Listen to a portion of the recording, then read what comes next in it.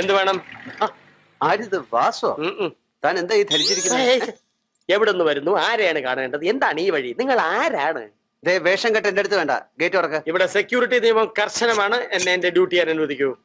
ഇവിടെ സെക്യൂരിറ്റി നിയമം കർശനമാണ്. എന്നെ എന്റെ ഡ്യൂട്ടി ചെയ്യാൻ അനുവദിക്കൂ. ആ, അത് ശരി. എനിക്ക് സത്യപാലൻ മുതലാളി ഒന്ന് കാണണം. ശരി, പേര് മേൽവിലാസം പറയൂ.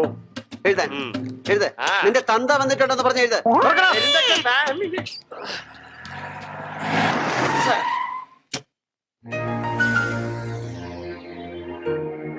സത്യപാലൻ സാറല്ലേ?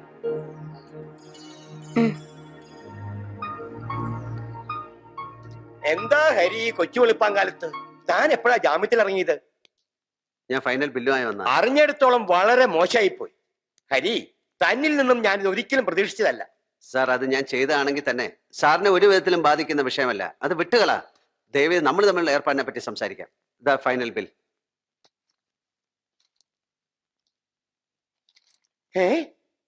ഇതെന്താ ബാക്കി 20 ലക്ഷം? സാർ, ഇതെന്താ ഇങ്ങനെ? തേക്ക് മരത്തിന് മാത്രം 10 ലക്ഷം രൂപ വിവരം സാറിന് അറിയാവുന്നല്ലേ? എന്തായാലും എനിക്കിതൊക്കെ ഒന്ന് ബോധ്യപ്പെടണം. എന്റെ മരുമകൻ എഞ്ചിനീയർ ആണെന്നറിയാലോ. അവനിതൊക്കെ നോക്കി പഠിക്കട്ടെ. ആര് വേണമെങ്കിലും നോക്കി പഠിക്കുകയോ കാണാതെ പഠിക്കുകയോ എന്ത് വേണമെങ്കിലും ചെയ്തോട്ടെ. പക്ഷെ ഇന്ന് എനിക്ക് കുറച്ച് തുക തന്നേ പറ്റൂ. സാർ, എന്റെ എല്ലാ വർക്കുകളും പെൻഡിങ്ങിലാണ് സാർ. പലതിന്റെ ഫണ്ട് എടുത്ത് മറിച്ചിട്ടാണ് ഞാൻ. എന്ന് പറഞ്ഞാൽ എങ്ങനെയാ? പെട്ടെന്ന് അങ്ങ് എടുത്തു തരാൻ എനിക്ക് നോട്ടടി അല്ല പണി. അതിന് ഞാൻ സംഭാവന ഒന്നും. പിന്നൊരു കാര്യം, വർക്കിൽ പലയിടത്തും കംപ്ലൈന്റ് ഉണ്ട്. കോർപ്പറേഷൻ ടാക്സിന്റെ കാര്യം താൻ ഏറ്റതല്ലേ, അത് കുറപ്പിച്ചും തരണം. സാർ, എല്ലാം ശരിയാക്കാം സാർ. ഇന്ന് എനിക്ക് കുറച്ച് പൈസ. ഓ എന്റെ പൊന്നു ഹരി, ഇവിടെ നയാ പൈസ എടുക്കാനില്ല. താൽപ്പ ചെല്ലേ, എനിക്ക് ബാങ്കിൽ പോണ്ട സമയായി. ഹലോ, ആ ആ ആ ഞാൻ പുറപ്പെടേ. വേണ്ട വേണ്ട വേണ്ട, ഞാൻ വന്നിട്ട് കൊടുത്താ മതി. ആ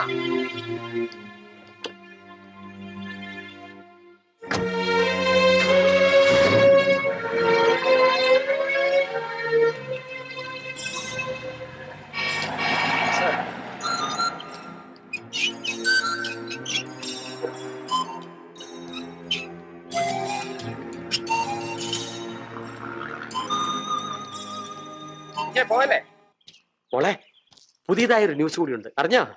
ഈ കേസ് കാരണം നിശ്ചയം കഴിഞ്ഞ പെങ്ങളുടെ കല്യാണം ശൂന്നായി. എന്നെ കരിയേപ്പല പോലെയല്ലേ അവിടെ നിന്ന് എടുത്ത് പുറത്ത് കളഞ്ഞത്. അയ്യോ,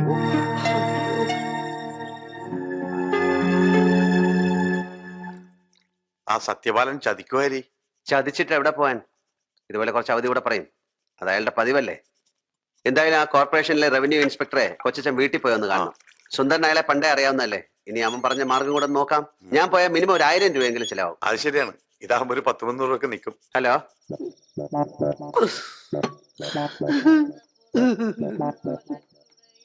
ചേട്ടാ, സുന്ദരനകത്ത് ശിവതാണ്ടോ കൂട്ടുകൂടി തന്നെ.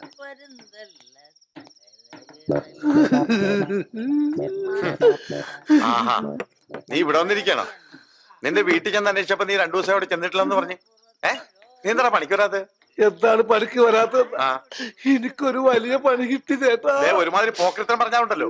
10 തച്ചിന്റെ കാശിന്റെ അഡ്വാൻസ് വാങ്ങിച്ചില്ലേ? പിന്നെ വേറൊരു സ്ഥലത്ത് പണി കിട്ടിയെന്ന? വേറൊരു സ്ഥലത്തുനിന്നല്ല എനിക്ക് പണി കിട്ടിയത്. പിന്നെ എന്റെ സ്വന്തം കുടുംബത്തിൽ.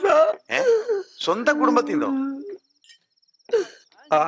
2003 ഒരു നവംബർ മാസം 5-ാം തീയതി എന്റെ ആദ്യ രാത്രിയുടെ തിരശീല ഉയർന്നു.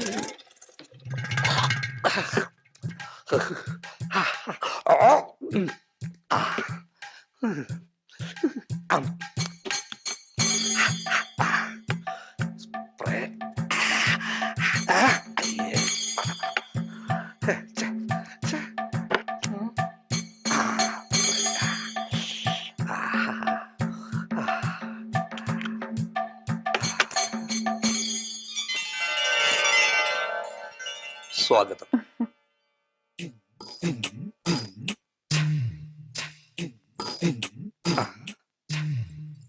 ലഗ്നിക്കാതിരിക്കൂ കുട്ടി, ലഗ്നിക്കാതിരിക്കൂ. ഈ ആദ്യ രാത്രിയിലെങ്കിലും നമുക്ക് ലഗ്നിക്കാതിരിക്കാം. മനസ്സിന്റെ കാതിൽ രഹസ്യങ്ങൾ മന്ത്രിക്കുന്ന ഈ മധുമധു രാത്രിയിൽ നിന്റെ കൊച്ചു കൊച്ചു പോരായ്മകളെ കുറിച്ച് ഞാനൊന്ന് മന്ത്രിച്ചോട്ടെ.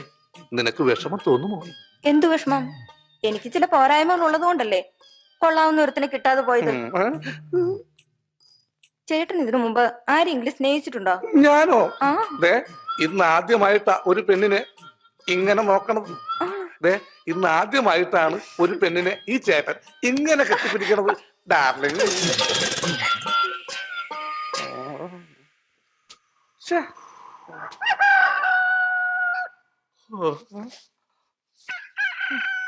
അയ്യോ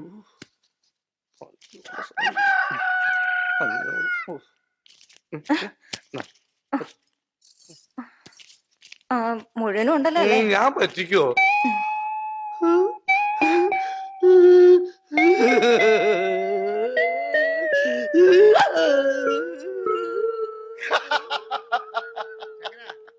എടാ ഇപ്പോഴെങ്കിലും മനസ്സിലായോ? ഭാര്യ വേറെ കാമുകി വേറെ. ഭാര്യ വേറെ കാമുകി വേറെ. പക്ഷെ ചേട്ടനൊന്ന് മനസ്സിലാക്കണം, ഈ ആണുങ്ങളെ പറ്റിക്കുന്ന കാര്യത്തിൽ ഈ ഭാര്യയും ഈ കാമുകിയും ഒന്നാണ്. ഒന്ന് വൺ.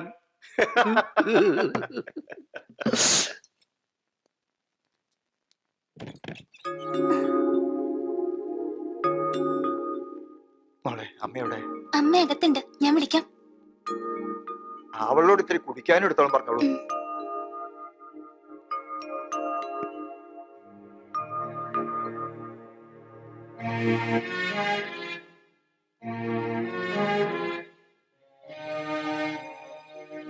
പത്മാവതി, ഞാനിപ്പോ തിരക്കിട്ട് വന്നത് സേതുവിന്റെയും ലതമോളുടെയും കല്യാണം നിശ്ചയിച്ച മുഹൂർത്തത്തിൽ തന്നെ നടക്കട്ടെ എന്ന് പറയാനാ. അവിടെ ഒരാള് ഭക്ഷണവും സ്കൂളിൽ പോക്കൊക്കെ മുടക്കിയിട്ടിരിപ്പാ. ഇനിയിപ്പൊ ഞാനായിട്ടൊരു എതിരുമില്ല. എന്തേ ഇപ്പൊ ഇങ്ങനെ തോന്നാൻ? നമ്മളൊക്കെ വിചാരിച്ചിരുന്നത് ആ കേസിലെ ഹരി തെറ്റുകാരനായിരുന്നു എന്നല്ലേ. എന്നാൽ അതല്ല വാസ്തവം. ഞാനോ എന്റെ മോനെ അറിയാവുന്നവരോ അത് വാസ്തവാണെന്ന് വിശ്വസിച്ചിട്ടില്ല. എങ്ങനെയോ ആവട്ടെ. നീ കേക്ക്, ഇന്ന് രാവിലെ ഈ കുഴപ്പങ്ങളൊക്കെ ഒപ്പിച്ചാള് വീട്ടിൽ വന്നു.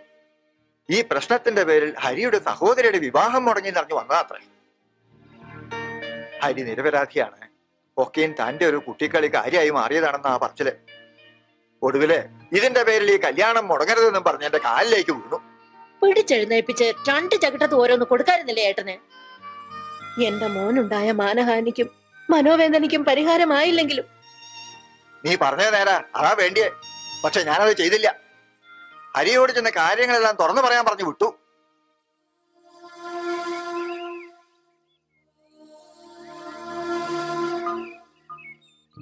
ഇങ്ങനെയൊക്കെ സംഭവിക്കുമെന്ന് ഞാൻ ഒരിക്കലും കരുതിയതല്ല. കൂട്ടുകാരികളുടെ മുന്നിൽ വെച്ചുള്ള ഹരിയുടെ ഇൻസൾട്ടിങ് താങ്ങാവുന്നതിലേറെയായിരുന്നു. പിന്നെ ഒന്ന് മാത്രമായിരുന്നു ചിന്ത, അതേ കൂട്ടുകാരികളുടെ മുന്നിൽ വെച്ച് ഹരിയെയും ഇൻസൾട്ട് ചെയ്യുക.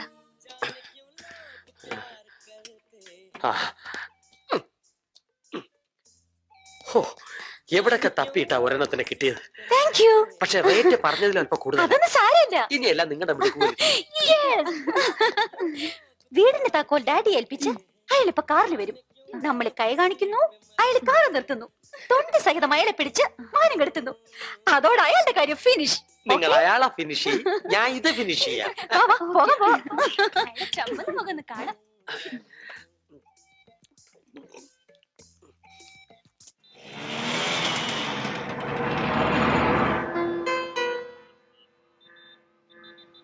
കാറ് വരുന്നുണ്ട്.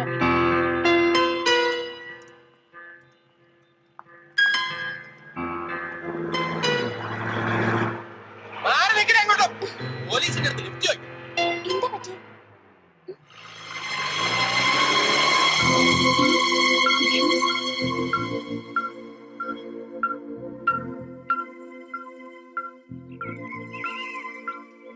നിനക്കറിയാം, എനിക്ക് നഷ്ടപ്പെട്ട വേറെ ചിലത് കൂടുണ്ട്. എനിക്കുണ്ടായ നാണക്കേട്, എന്റെ കുടുംബത്തിനുണ്ടായ ദുഷ്പേര്, പല തലമുറ പാടുപെട്ടിട്ടാണ് കുടുംബത്തിന് യശസ് ഉണ്ടാകുന്നത്. കുടുംബത്തിൽ പറഞ്ഞവർക്കേ അതിന്റെ മൂല്യം മനസ്സിലാകുന്നു. ആ ദിവസങ്ങളിൽ ഞാൻ അനുഭവിച്ച വേദന എത്രമാത്രമാണെന്ന് നിനക്കറിയാം. എന്റെ സഹോദരിയുടെ വിവാഹകാര്യം കൂട്ടിയിണക്കുകയും മാപ്പും കൂടെ പറഞ്ഞു കഴിഞ്ഞപ്പോ നിനക്ക് സമാധാനമല്ലോ. ശരി,